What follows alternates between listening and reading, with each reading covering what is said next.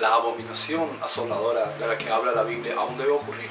Ciertamente la abominación asoladora es un término que aparece en el libro del profeta Daniel, que evoca a ciertos episodios que ocurrieron en el año 168 antes de nuestra época, que tenían que ver directamente con Antíoco Epífanes, es decir, el hijo de Antíoco III, que invade Jerusalén, profana el templo, se roba las cosas sagradas y obliga a los judíos a tener que hacer cosas en contra de su ley, y muchos lo aceptan con tal de tener una buena relación con los griegos y evitar los conflictos. Entonces una familia, hija de un tal Matatías, que se llaman los Macabeos, luchan contra la dominación de esta oscuridad griega, por llamarlo así, y los ponen al margen. Entonces cuando consiguen sus objetivos, purifican el templo, santifican todo y consagran ese lugar, y hay una festividad que hasta el día de hoy se celebra en el judaísmo a causa de eso.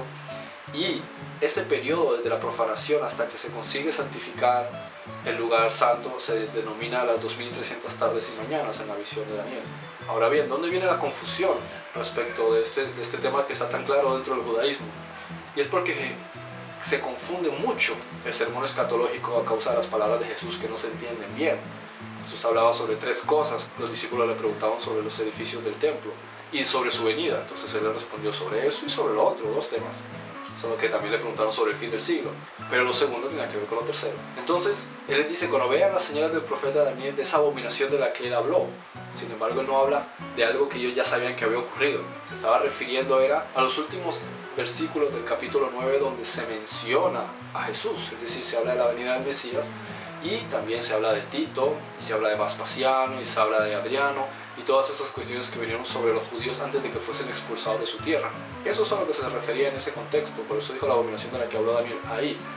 No en las otras partes donde también Daniel habla de la abominación desoladora, pero que era referida a cosas que ya habían ocurrido al menos 170 años antes de esas palabras de Jesús. A veces por la semántica y porque no se entiende el diálogo en general, se hace una confusión y se crean nuevas tesis y nuevos dogmas y tantos errores doctrinales. Y de que Jesús dijese: el que lee entienda, porque muchos judíos pensaban que eso era alguna especie de interpretación de cosas que ya habían ocurrido en tiempos de Antíoco.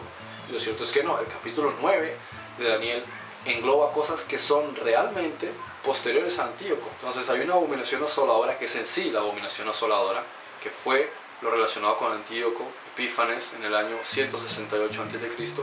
Y después un comentario de Jesús, ¿sí?, en los evangelios, en Mateo especialmente, que evoca, ¿sí?, a determinada abominación que ocurre, que asola. Sí, efectivamente son palabras similares, pero no es el contexto de lo que ya había pasado, es respecto de lo que estaba mencionando los últimos versículos del capítulo 9 de Daniel.